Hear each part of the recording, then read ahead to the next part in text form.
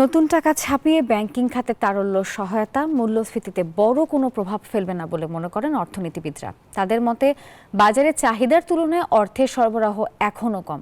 তাই মূল্যস্ফীতি নিয়ন্ত্রণে শুধু বাজারে টাকা সরবরাহ কমানো নয়, নজর দিতে হবে অন্যান্য সূচকেও। বিস্তারিত ওয়ালিদ সাকিবের প্রতিবেদনে। কিছু পণ্যের দাম কমলেও এখনও নাগালের বাইরে নিত্যপণ্যের বাজার।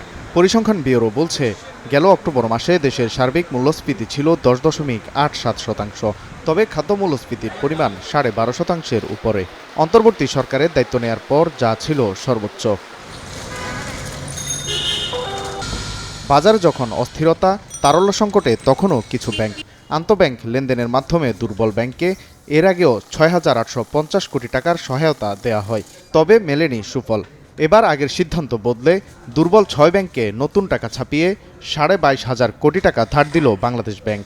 শক্তের আরেক নাম, একদম ইউনিক স্ট্রাকচারাল ডিজাইনের কসমিক ডো, থেকে 50 বছরেরও বেশি। Cosmic do.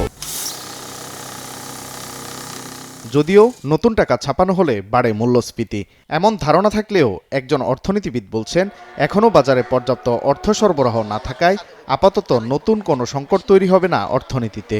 11টা ব্যাংকের যে পর্ষদ ভাঙা হয়েছে, ব্যাংকিং সেক্টরের যে তারল্য সংকট হয়েছে, ব্যাংকিং সেক্টরের যে নৈরাজ্য চলছে, ডিপোজিটারদের যে হাহাকার এবং ডিপোজিটারদের যে আস্থা সংকট সৃষ্টি হয়েছে, সেটাকে আসলে রক্ষা করার জন্য, মানে সেটাকে নিয়ন্ত্রণ করার জন্য, কন্ট্রোল করার জন্য আসলে কেন্দ্রীয় ব্যাংক সিদ্ধান্ত নিয়েছে এখন 22,500 কোটি টাকা ছাপিয়ে 6টা ব্যাংকে তারল্য সহায়তা দেওয়া। কেন্দ্রীয় ব্যাংক যে টাকা ছাপাচ্ছে, এই টাকা ছাপালে কিন্তু এই মুহূর্তে মূল্যস্ফীতি এখন বাড়বে না। IMF বলছিল রিজার্ভ মানি এখন থাকতে হবে 4 লাখ কোটি টাকা, কিন্তু বাংলাদেশের কাছে এখন রিজার্ভ মানি আছে 3,66,000 কোটি টাকা। সুতরাং 24,000 কোটি টাকা কিন্তু আমি যদি এখন যদি কেন্দ্রীয় ব্যাংক ছাপায়ও, তাহলে কিন্তু এটা মূল্যস্ফীতিতে কিন্তু এটা কোনো প্রভাব পড়বে না। তবে আরেকজন অর্থনীতিবিদ মনে করছেন, মূল্যস্ফীতি নিয়ন্ত্রণে শুধু বাজারে টাকা সরবরাহ কমানো নয়, নজর দিতে হবে অন্যান্য সূচকেও। যে কোনো লোকই ধারণা করতে পারে যেহেতু মানি সাপ্লাই বাড়বে, সুতরাং ইনফ্লেশনের উপর একটা চাপ পড়বে।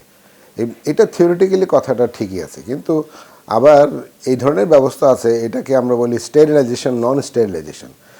আর গভর্নর মহোদয় কিন্তু বলতেছে আমি এক হাতে দিব আর এক হাতে নিয়ে নিব, সেটাকে আমরা আমাদের প্রফেশনাল ল্যাঙ্গুয়েজে বলি স্টেরিলাইজেশন, তাই না?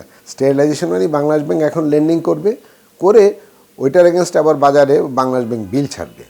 তো বিলগুলো বিক্রি করে ওই যে অ্যাক্সেস যে মানি সাপ্লাইটা আছে বাজারে, সেটা আবার মপ আপ করে নিয়ে যাবে, নিয়ে এইভাবে এটার একটা ব্যালেন্স করবে। কিন্তু মূল্যস্ফীতি কন্ট্রোলে আনতে গেলে বাংলাদেশের মতো দেশে শুধু মনিটারি পলিসি বা রেট অফ ইন্টারেস্ট বাড়িয়ে দিয়ে কাজ হবে না। বাংলাদেশ ব্যাংক যে টাইট মনিটারি পলিসি নিয়েছে, এটা তো অব্যাহত থাকবেই, সাথে সাথে এই সাপ্লাই চেইন ম্যানেজমেন্ট আপনাকে নজর দিতে হবে এবং শক্ত হাতে নজর দিতে হবে, কারণ এরা তো এতটা বেপরোয়া হয়ে গেছে যে আমার সাপ্লাই আছে, সব কিছু আছে, তারপরে ওর দাম শুধু বাড়াই চলতেছে।